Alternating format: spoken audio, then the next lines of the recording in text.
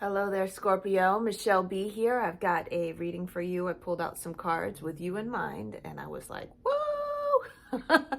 Because it's about you being really into somebody, but getting some really mixed signals from about them, and you're wondering, is this my natural paranoia that I often feel? Or is this like the real thing? That's the biggest thing. Like, what is real and what's not real? That's why we got the moon here. What's real and what's not? Okay. Can this person be trusted, or should I listen to what I think might be my instinct? So if this storyline resonates with you, hang in there and I'll continue on with the reading. And if not, make sure and check out your moon, your rising, your Venus placements on my channel or on any other YouTube reader's channel, because different signs in your chart can light up at different times in your life. It's not all about your sun sign. But if this story is like, well, wow, that's me for real, then let's go on and find out what the cards want you to know. All right. So first of all, I had this scenario come up in the internal landscape. That's what all of these dark colored cards were all about. Okay. So I pulled all these cards and I get this story where it's like, this is what you see. All right. You see someone that's like, well, I don't want to commit. You see someone that's not investing in you. You see someone that doesn't have their shit together, the Emperor in reverse, right? This is what you see. You see someone who's, it's like you like them because they're fun. You like them because they're a little bit of a mess, and that's kind of cool, right?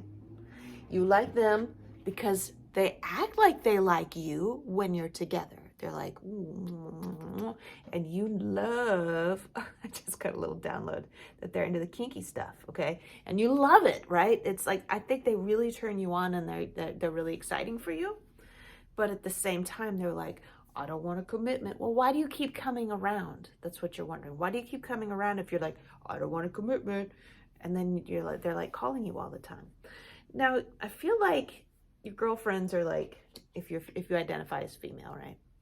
But also, if you identify as masculine, the people around you are like, well, I mean, they say what they say it. I mean, it's obvious that they don't want a commitment, and you're an easy booty call, right? That's what's here. It's like, here I am, the perfect partner, always there for them, always wanting to do what they want to do. And here they are coming at me, the Emperor in reverse. We got the Empress and the Emperor in reverse.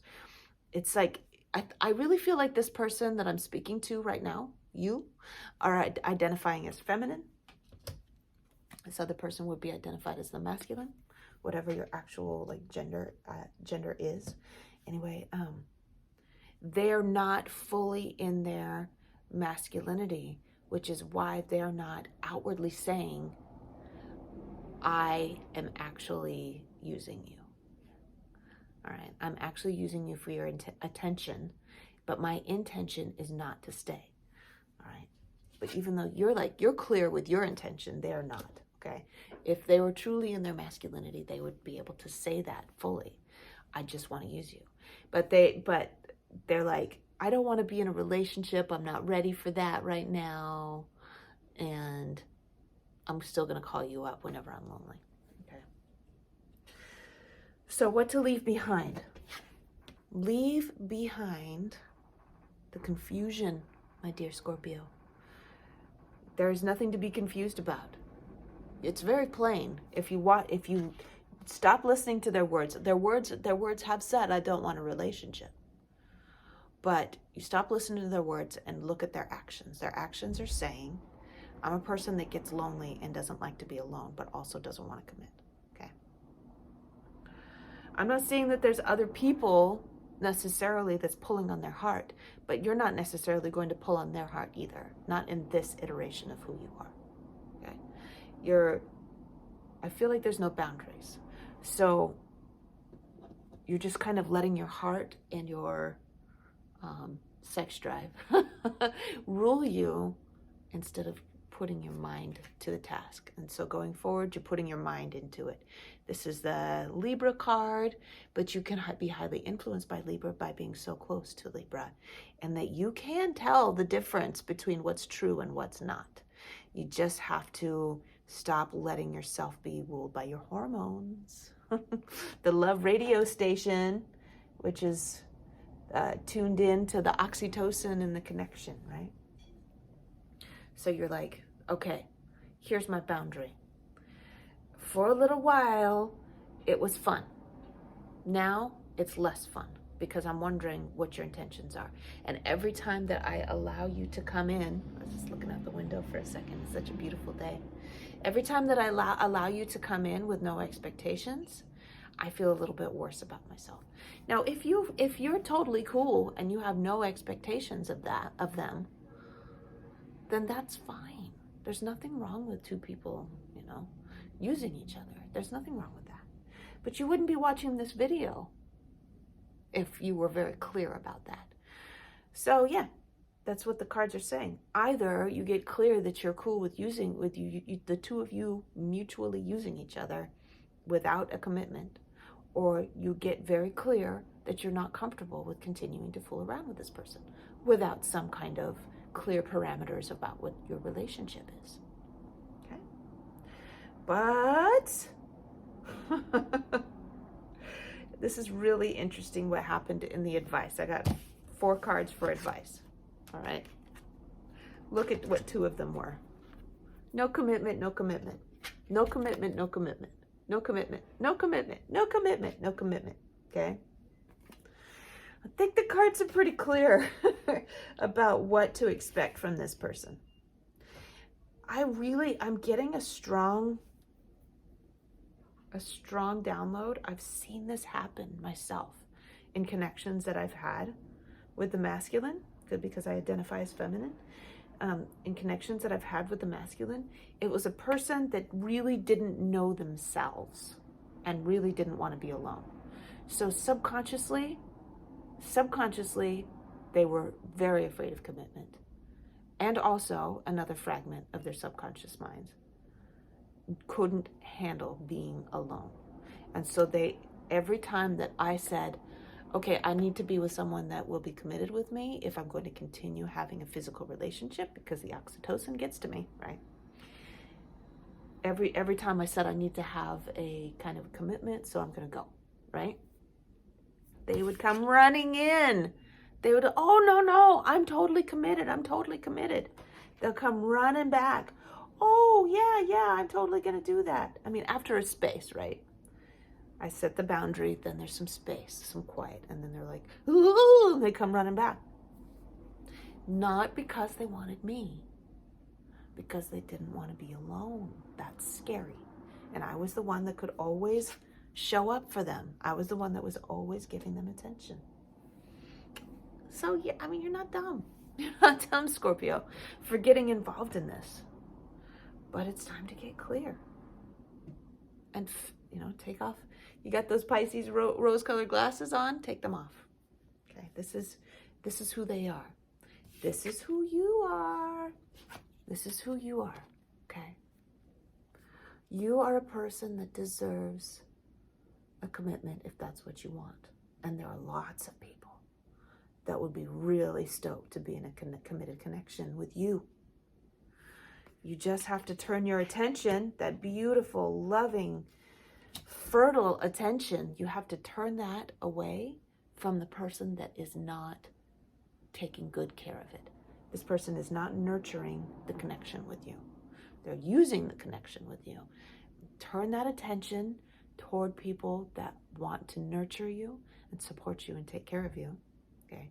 I'm not talking about financial taking care of.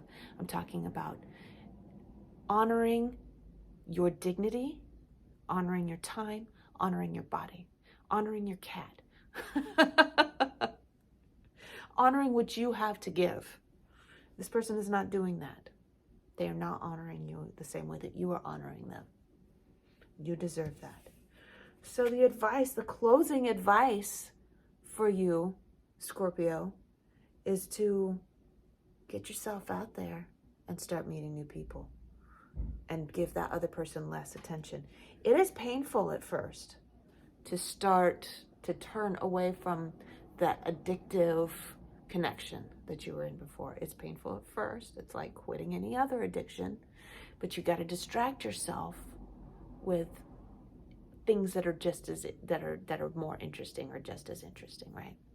So what I would do whenever I needed to get over someone is I would spend a lot of time taking care of myself, and then I would at the same time nurture getting to know other people. I'm getting a download that you're not interested in getting to know other people yet, and that's okay. That can grow. First, get to know who you are. The affirmation that I have, that I pulled at the very, very beginning, that I haven't mentioned yet, I am whole. You are already whole. Oh, you are already whole, even though you don't need to be, even though you want to be in a connection with somebody else, you as yourself are whole. And you're so aware of this, and this is what really pulls on you, is because you're like, I'm actually fine not being in a relationship. It's them that are needy. They are the ones that need to be with someone, even though they're scared to death of being committed to someone. Don't, by the way, don't sympathize with them for a second, okay? They need to grow up. Anyway, I got a little download recently about empaths, how they absorb the hang-ups of other people. And like before you met this person, you were perfectly satisfied without being in a connection. And now all of a sudden you feel needy because you've absorbed their trauma, their needs, just by being in their vicinity, okay? Remember this feeling of neediness that you have when you're apart from them, wishing they'd text you, all that shit. It's their neediness that's rubbing off on you. You are not actually that person. You are whole as you are, and you're perfectly fine without being in a relationship. And at the more space that you give yourself from this person, the more elbow room you get, the more whole you become, the more okay with the space you become. But you've got to get over that. I'm getting the download of 2 weeks. You got to give yourself 2 weeks of space before you start really readjusting. So be patient with yourself as you go through the process of detaching. It's not going to be easy if they're trying to get a hold of you a lot. If you have to, block them. If you feel like it's that extreme. Yeah, I'm also getting that you're concerned about looking like a crazy person. I'm worried that I'm going to look like a crazy person if I just block them. They don't have your best interest. They don't care about whether or not you are emotionally okay.